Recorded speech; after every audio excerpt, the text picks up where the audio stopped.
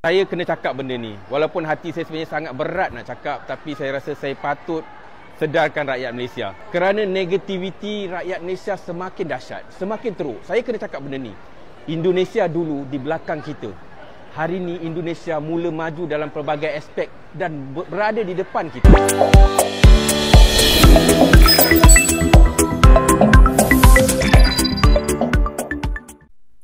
Assalamualaikum warahmatullahi wabarakatuh. Halo teman-teman, jumpa lagi di Aryan M Channel. Oke, buat teman-teman yang klik video ini, seperti biasanya, saya harapkan mudah-mudahan teman-teman masih dalam kondisi sehat walafiat. Dan jangan lupa dukung channel ini dengan cara like, juga subscribe.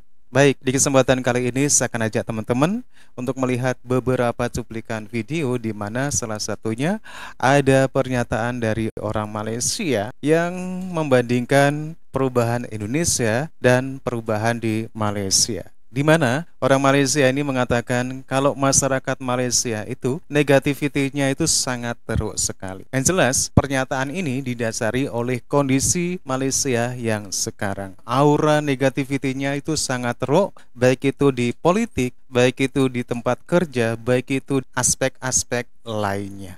Oke, seperti apa videonya? Sebelum kita berkomentar, kita akan lihat dulu.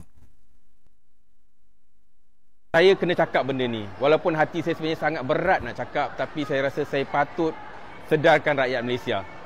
Saya sekarang berada di Bali tau. Hari ini saya akan balik daripada Bali ke mau balik Malaysia. Ini ya. Saya post satu video mau di dua balik. tempat platform. Pertama saya post di Facebook, di page saya lah. Yang kedua saya post di media sosial TikTok saya. Dua yang berbeza ni saya dapat tengok komen. Dalam TikTok saya mendapat komen yang agak baik, positif auranya. Tetapi dalam page saya melihat ada komen-komen yang agak banyak juga yang negatif, yang mempertikaikan kenapa saya nak cerita pasal Bali, tentang ramai pelancong turun ke Bali, kenapa tak cerita pasal Malaysia. Inilah yang menyebabkan saya rasa, pada saya lah, saya suka melancong keluar daripada Malaysia. Kerana negativiti rakyat Malaysia semakin dahsyat, semakin teruk. Saya kena cakap benda ni. Aura tempat kerja, aura dalam masyarakat, aura dalam politik, aura dalam pelbagai aspek, kita berada dalam zon yang sangat negatif. Indonesia dulu di belakang kita. Hari ni Indonesia mula maju dalam pelbagai aspek dan berada di depan kita. Thailand dulu di belakang kita, hari ni Thailand berada di depan kita. Vietnam dulu di belakang kita, hari ni Vietnam di depan kita. Kerana apa? Negativiti yang terlalu teruk di Malaysia. Maaf cakap, saya kena cakap benda ni. Anda nak terima atau tak terima terpulang pada anda. Saya dapat rasakan aura negatif di Malaysia tu semakin lama semakin teruk. Kita rakyat Malaysia kena sedar benda ni. Anda yang menonton video ni kena sedar apa yang saya cakap ni. Kalau kita tak sedar, negativiti semakin berluasa dalam negara kita, maka kita akan jadi negara yang tak membangun, tak hebat dan tak luar biasa. Kita kena belajar contoh daripada negara orang. Bila kita melancong tempat orang, bukan kita nak puji saja, kita juga melihat kelemahan. Tetapi kita ambil kebaikan tu untuk kita mengubah sifat peribadi kita dulu. Dalam masa yang sama, apa yang baik kita ambil, apa yang buruk kita tinggalkan. Bila sebut pasal Bali, orang cerita pasal negatif. Datang tengok tempat orang dan kita akan nampak apa kelebihan tempat orang, apa kelemahan tempat orang. Bawa balik perubahan itu untuk kehidupan kita dulu.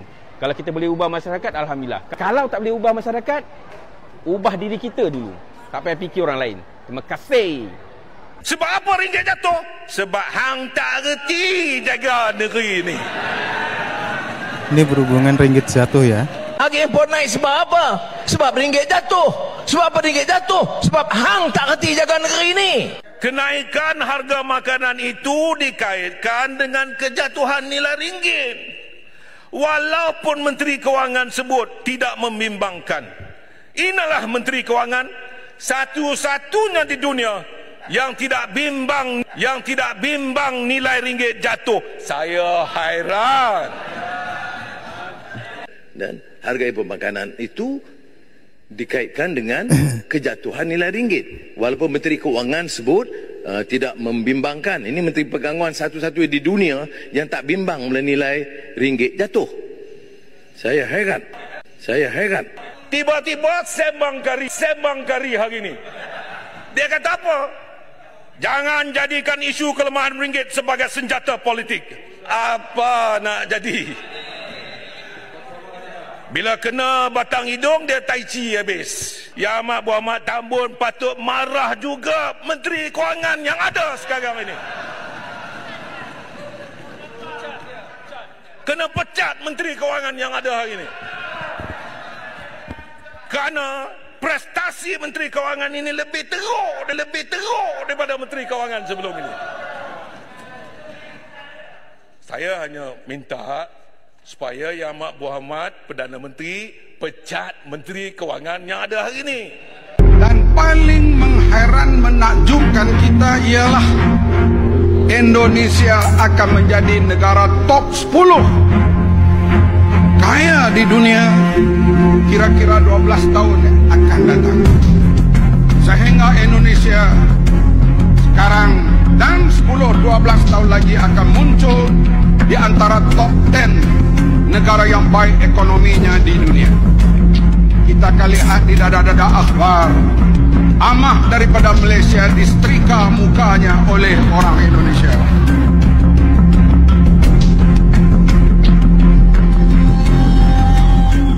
Secara peribadilah, Ini dari pertama-tamanya kita perlu memperkasakan bahasa Melayu itu di dalam negara kita terlebih dahulu sebelum kita ingin menyebarluaskannya ke tempat-tempat di luar.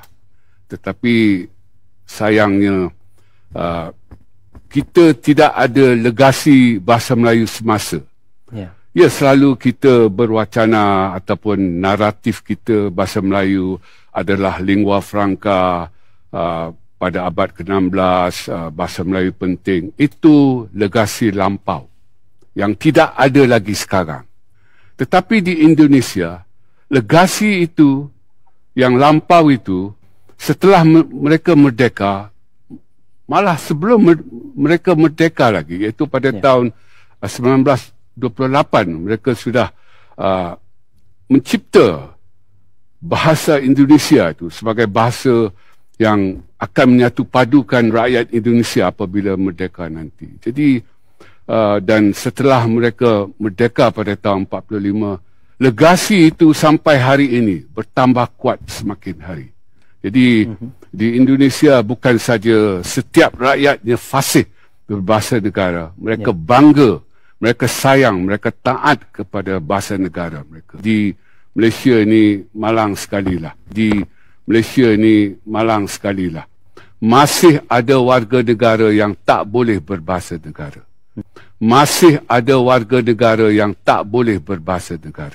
Jadi ini sesuatu yang amat tidak kena. Apa erti kerakyatan yang dipegang oleh mereka?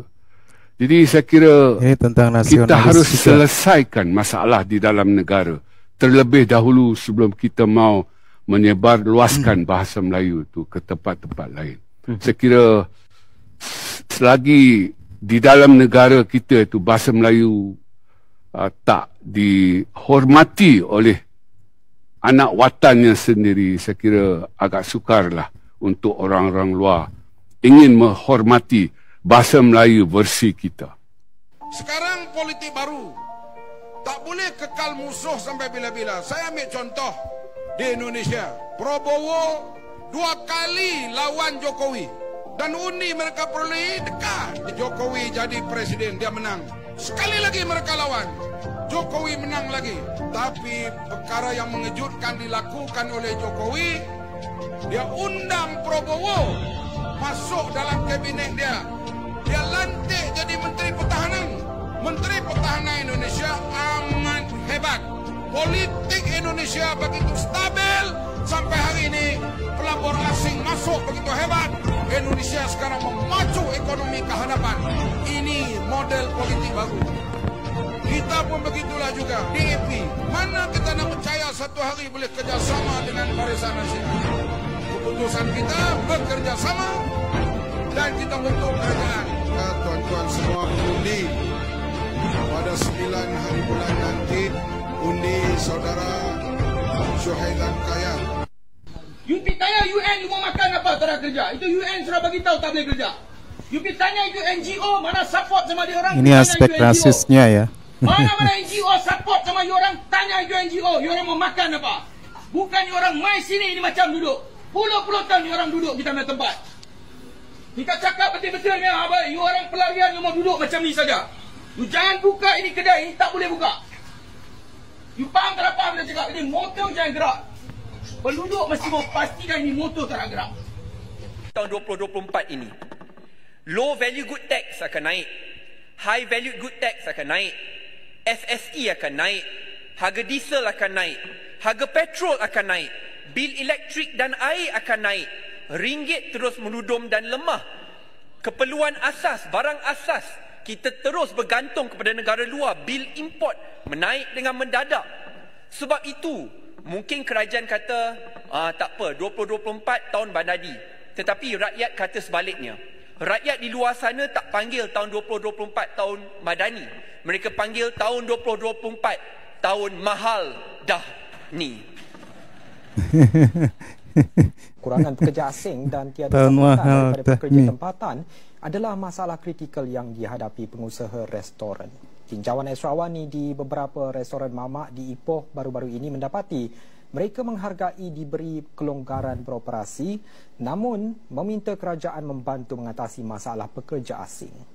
Oke teman-teman ya, demikian ada beberapa cuplikan video di mana salah satunya ada pernyataan dari orang Malaysia yang sekaligus membandingkan, di mana pernyataan orang Malaysia ini mengatakan kalau masyarakat Malaysia itu negativitinya itu sangat teruk sekali dalam zona politik, dalam zona ekonomi dan aspek-aspek yang lain. Inilah pengakuan jujur dari orang Malaysia yang sekaligus dia membandingkan dengan perubahan yang ada di Indonesia. Oke teman-teman ya, demikian beberapa cuplikan video. Dan menurut teman-teman gimana? Silakan teman-teman bisa berkomentar, tetapi jangan lupa tinggalkan like and subscribe. Terima kasih dan wassalamualaikum warahmatullahi wabarakatuh.